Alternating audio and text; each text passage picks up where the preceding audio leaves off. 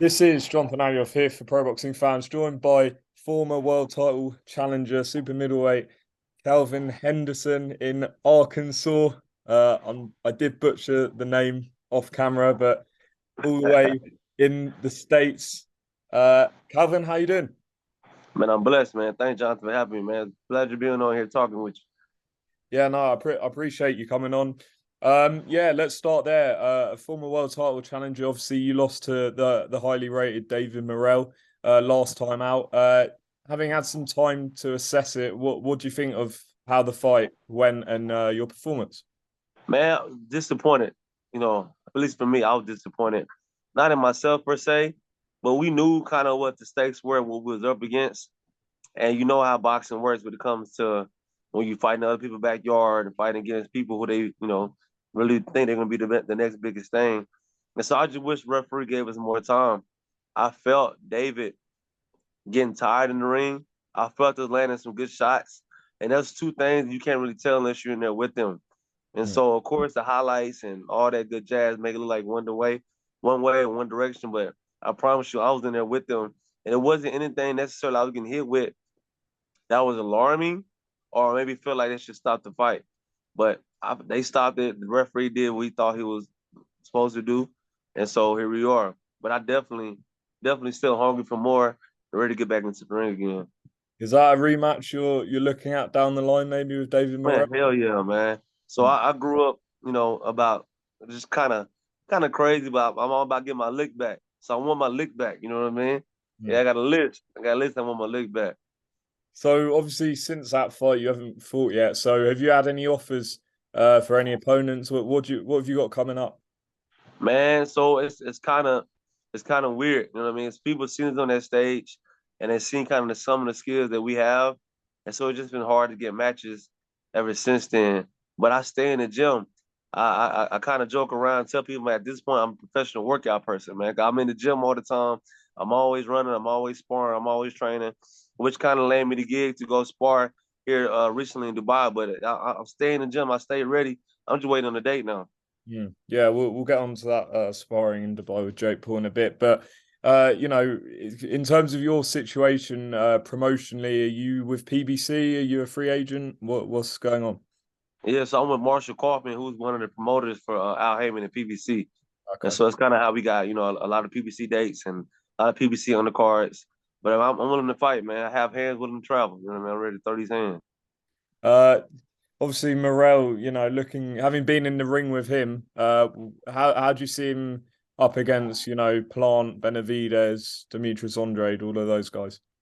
Morel skilled, man. He's very skilled. He comes from that Cuban style, but it's different because he's not like all dance and all flash. Like he likes the aggressive part of boxing too, kind of like me, where coming forward and letting his hands go. Nothing but respect for him. He definitely is the top, and they're pushing and molding him to be the next superstar of the sport. Mm. And you can see why he's fast track. I think in his second or third professional fight, he fought for a world title, and so he has the skills, he has the work ethic. But he definitely matches up with the top of the division. It's now just about getting his name out there. You know how this goes. It's about how heavy is your name and how many fans and tickets can you sell and how many bucks can you put in those seats. And for you, if you could fight one name right now, apart from Morel again, who would you choose in an ideal world? Who do you want? Definitely Caleb Plant, man. We got history in the amateurs. We fought in the amateurs back Okay. in the regional Golden Gloves here in this area. But definitely Caleb Plant, man. And do you think he beats Benavidez? What's your prediction? It's gonna be very competitive, man. But I have Benavidez winning that fight. Okay. And obviously, Edgar Berlanga was in the news this week. He's Oh obviously yeah. fine with Matchroom. Is that Yeah. a fight you're looking at as well, Edgar Berlanga? Hell yeah, man. Like I'm gonna put a double HELL, man. Hell yeah, man. I would love to match up against Berlanga, man. I Mm. think our style would clash with him really good. I think we offer a really good fight. And is there anyone in the UK that you've heard of or you've seen, you'd be like, you know what, that'd be a great fight for you? I seen highlights of the Eubank Jr. versus Liam Mm. fight. I'm not sure what weight class is that. I know that Eubank Jr. is a 68 and Liam is also too. I don't know if they fought at 68 or at 60, 60. but Yeah. Yeah, that definitely, man. That's the fight. I know they have a rematch coming up, but I got my eyes on everything. I keep my eyes on a lot of people, especially in my weight class, man. Because you never know. At the level when you get to this level, it's literally one phone call away. You know what I mean? Like I could be in the gym now, and then 2 weeks later, I get a phone call about going to fight Eubank Jr. or whatever. And so I always got to keep my eyes on the swivel, my head on the swivel, and looking at the ops, as the Mm. young cat say. And with sort of your record, I guess it's a bit deceiving. Like you say, you fought the likes of Plant in the amateurs. You've challenged for a world title, but people might look and think you've got a few losses. So do you think, that will work in your favor a bit? Maybe people would look at the record and be like, I'll fight him, and that might land you a big opportunity. Yeah, so the boxing world is different than just regular people's eyes or the common fan eyes. So the boxing worlds understand boxing. They understand the level of competition, who I lost to, how I lost to, what the situation was, and they're more reluctant to make those matches than just the regular person who looks at the record and see it.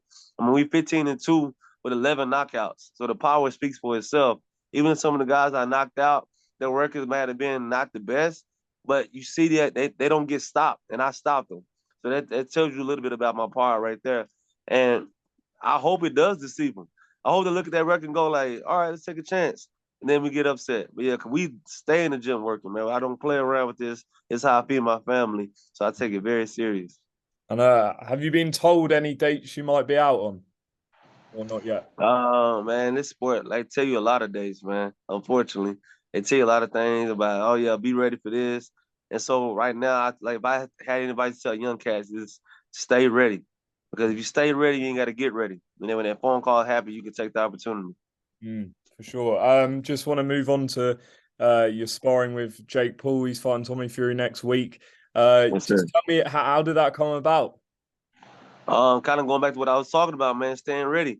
And so I was actually leaving the gym one afternoon and I looked at my Instagram when I was about to change clothes, and I seen a message request from Jake Paul's coach, BJ, Yeah. and he hit me up and just asked me, kind of like, am I in shape? I've been in the gym.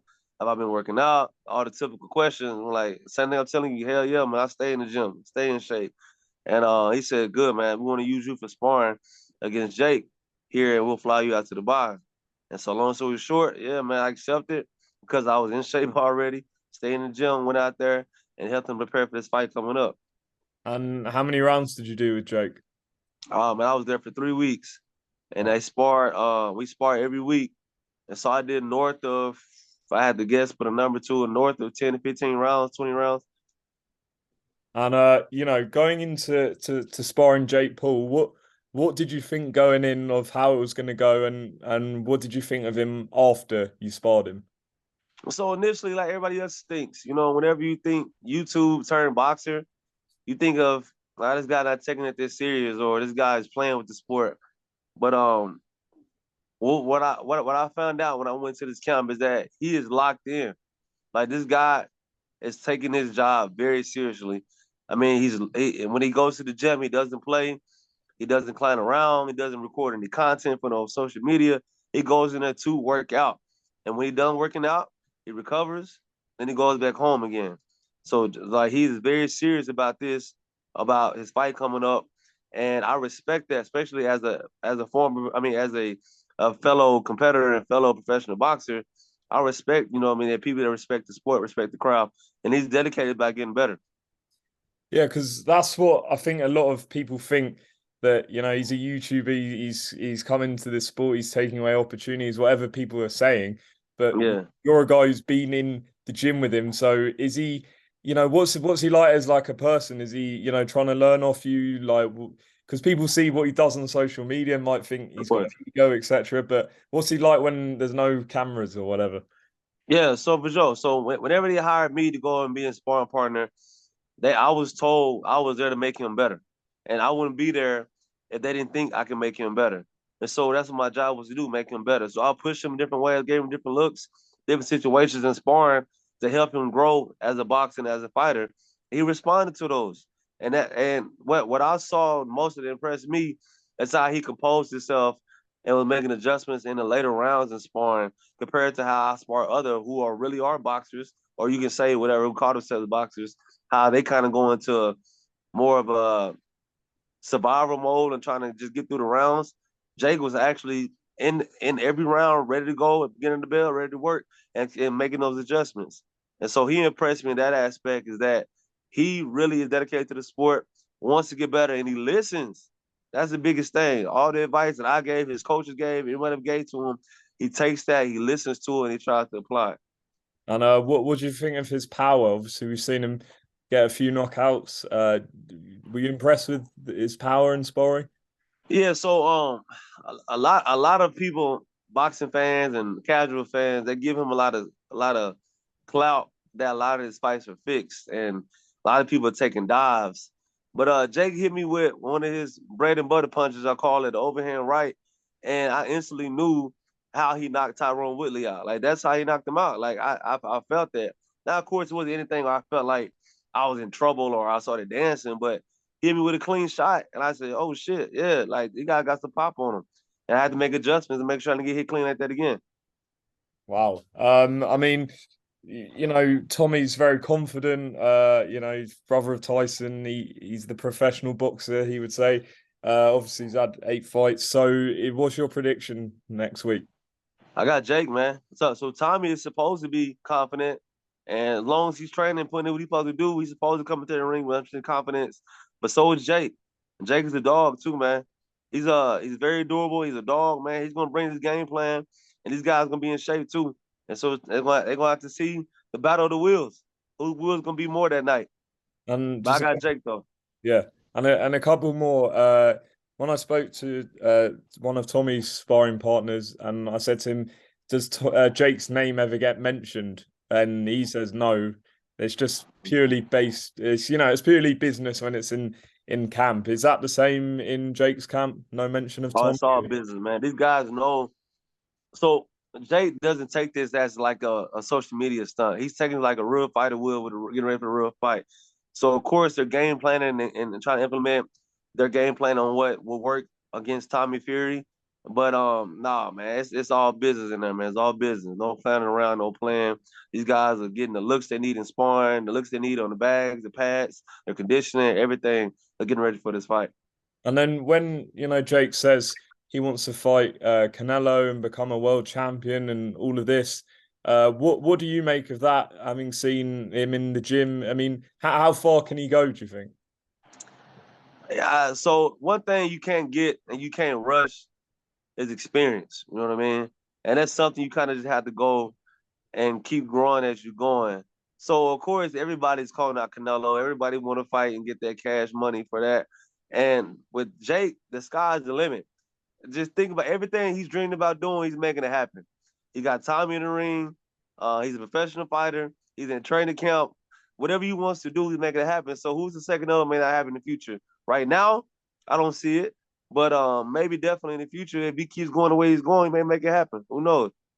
Well, one of the last people he sparred was Hasim Rahman, and he almost ended up fighting him. So I guess when Yes, he sir. said stay ready, you never know. But Yes, sir. I know you obviously focus on the 168 division. So Kalvin, appreciate your time. Hopefully you get a big name fight pretty soon. And Yes, sir. yeah, best of luck. Appreciate you coming on. I appreciate that, big. Thank you for having me, man. By the way, just before we go, tell everyone where to follow you on all your social media. For sure. On Instagram, man, it's Calvin Kalvin Henderson. On Twitter, Sauce Henderson, and on Facebook, Calvin Hot Sauce Henderson. Hit me up, boy. Holla at your boy. There you have it. Calvin, thanks for talking to pro boxing fans, and hopefully we'll speak again soon when you got some fight news. For sure. Thanks you.